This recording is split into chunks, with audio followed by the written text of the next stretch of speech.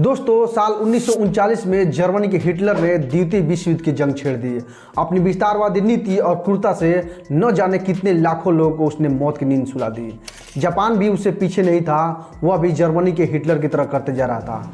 फिर तभी अमेरिका को पता चलता है कि जर्मनी और जापान परमाणु हथियार बनाने जा रहे हैं। तब अमेरिका ने भी परमाणु बम बनाने की ठान ली और इसकी जिम्मेवारी उसने सौंपी जूलियस रॉबर्ट ओपेनहाइमर को।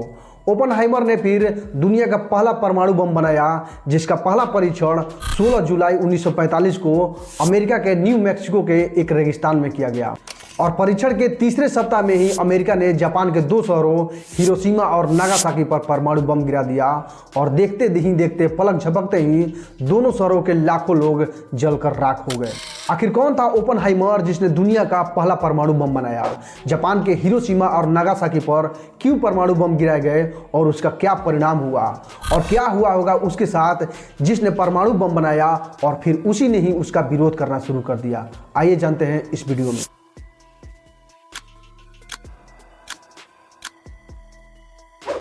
जूलियस रॉबर्ट ओपेनहाइमर, जिन्हें फादर ऑफ एटम बम कहा जाता है, इनका जन्म 22 अप्रैल 1904 को अमेरिका के न्यूयॉर्क सिटी में हुआ था। इनके माता पिता जर्मनी के यहूदी परिवार से थे। इनके पिता एक बहुत ही बड़े कपड़ा व्यापारी थे। साथ ही इनका परिवार शिक्षित एवं बहुत ही समृद्ध था। जब वे 5 साल के थे तब उनके दादा ने चट्टान के कुछ टुकड़े उन्हें दिए। तब उनकी रुचि भूगर्भ विज्ञान की तरफ बढ़ गया था। जब वे 7 साल के हुए तब उनकी रुचि कविताओं की तरफ हुआ। तब उन्होंने कविताएं लिखना शुरू कर दिया। जब वे छोटे थे तो सूक्ष्मदर्शी से खेला करते थे और छोटे छोटे जीवाणुओं को उनसे देखा करते थे। बचपन से ये बहुत ही होनहार थे और पढ़ने लिखने में बहुत ही तेज तर्रार थे। बहुत ही कम उम्र में उन्होंने ग्रीक, स्पेनिश, इटालियन जैसी भाषाओं का ज्ञान अर्जित कर लिया।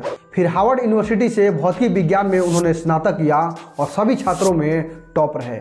भौतिकी विज्ञान के एक प्रोफेसर ने कहा था कि एक दिन यह लड़का या तो भौतिकी विज्ञान को या फिर पूरी दुनिया को हिला देगा। और आखिरकार प्रोफेसर की बात एक दिन सच ही साबित हुई। फिर 23 साल की उम्र में डॉक्टरेट की पढ़ाई करने के बाद काम के सिलसिले में वे इंग्लैंड चले गए और वहाँ कैवेंडिश प्रयोगशाला में कई भौतिक वैज्ञानिकों के साथ में रह करके काम किया। फिर 1931 ईस्वी में कैलिफोर्निया विश्वविद्यालय के प्रोफेसर बने और यहाँ नाभिकीय विज्ञान से जुड़े कई प्रयोग उन्होंने किया। ओपेनहाइमर हिंदू धर्म से काफ़ी प्रभावित थे, इसीलिए उन्होंने साल 1933 ईस्वी में भागवत गीता को पढ़ना शुरू कर दिया और उसे ज्ञान अर्जित किया। फिर साल 1939 ईस्वी में हिटलर ने जब द्वितीय विश्व युद्ध की शुरुआत कर दी और अपनी विस्तारवादी नीति में लग गया और हर एक देश पर हमला करते गया और उन्हें अपने कब्जे में करता चला गया। इसके लिए उन्होंने न जाने कितने लाखों लोगों को मौत की नींद सुला दी। जर्मनी की तरह जापान भी था और वह भी इसी होड़ में लगा हुआ था अपनी विस्तारवादी नीति के लिए। फिर दोनों देश परमाणु हथियार बनाने के होड़ में लगे हुए थे। फिर अचानक से जब अमेरिका के राष्ट्रपति डी रूजवेल्ट को पता चलता है कि जर्मनी और जापान परमाणु हथियार बनाने की तैयारी में है, तो वह डर गया कि कहीं उससे पहले ही परमाणु हथियार बनाने ले। इसीलिए जल्दीबाजी में डी रूजवेल्ट ने साल 1942 ईस्वी में एक सीक्रेट प्लान बनाया परमाणु हथियार बनाने के लिए। उस सीक्रेट प्लान का नाम दिया मैनहट्टन प्रोजेक्ट और इस प्रोजेक्ट का कार्यभार दिया रॉबर्ट ओपेनहाइमर को और फिर बाद में उन्हें ही इसका चीफ बना दिया।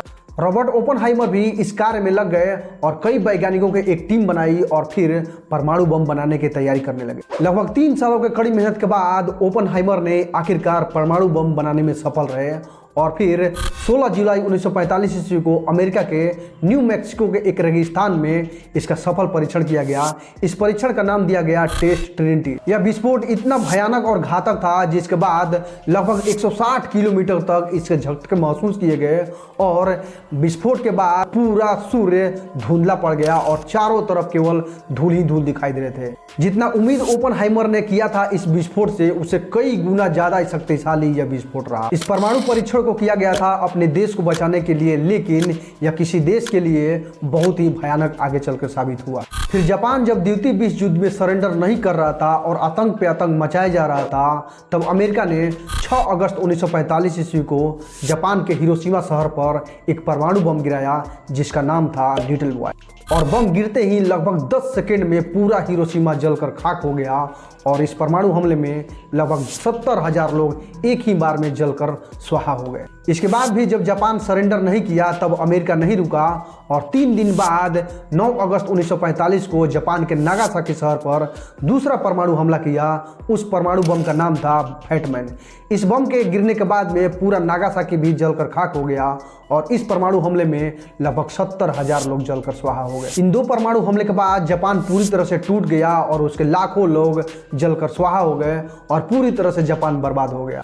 कई लाख लोगों ने इस हमले में अपनी जान गंवाई और जो बच गए पूरी तरह से विकृत हो गए और विकलांग हो गए।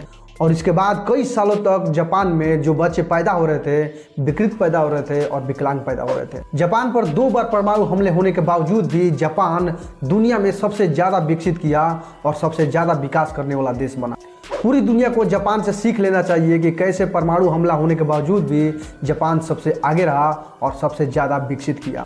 हिरोशिमा और नागासाकी पर हुए परमाणु हमले के घातक विनाश को देखते हुए ओपनहाइमर का दिल दहल उठा। वे सोचने लगे कि आखिर क्यों उन्होंने परमाणु बम बनाया जिसकी वजह से इस तरह की विनाश लीला देखने को उन्हें मिली। इस घातक विनाश लीला को उन्होंने अपने आप को जिम्मेदार ठहराया और फिर मेंटल हरासमेंट से गुजरने लगे। उन्होंने एक इंटरव्यू में भागवत गीता का एक श्लोक कहा था, अर्थात मैं पूरी दुनिया का नाश करने वाला हूँ। दोनों हमले को देखते हुए ओपनहाइमर ने पूरी दुनिया से आग्रह किया कि कोई भी आगे चल करके परमाणु हथियार न बनाए और न ही किसी देश के ऊपर इसका इस्तेमाल करे। और साथ ही यह भी पूरी दुनिया से आग्रह किया कि पूरी दुनिया पर परमाणु हथियार के निर्माण पर पूरी तरह से प्रतिबंध लगा दिया जाए। यह अच्छी बात है कि यह दोनों परमाणु हमला अब तक का अंतिम परमाणु हमला था और लगभग 80 सालों में अब तक किसी भी देश ने किसी भी देश के ऊपर कोई भी परमाणु हमले का इस्तेमाल नहीं किया है। वर्तमान में 9 देशों के पास परमाणु बम है। सबसे ज़्यादा रशिया, उसके बाद अमेरिका, चीन, France, United Kingdom, Pakistan, India, Israel, उत्तर कोरिया। परमाणु बम तो है इन देशों के पास, लेकिन हमेशा ही भविष्य में यह चिंता का विषय बना हुआ है। रॉबर्ट ओपनहाइमर हमेशा धूम्रपान करते थे जिसकी वजह से उन्हें कैंसर हो गया और 62 वर्ष की उम्र में 1967 ईस्वी में उनकी मृत्यु हो गई। इस तरह के नॉलेजेबल वीडियो देखने के लिए आप बने रहे हमारे चैनल के साथ और वीडियो अच्छी लगे तो लाइक शेयर सब्सक्राइब जरूर करें। धन्यवाद।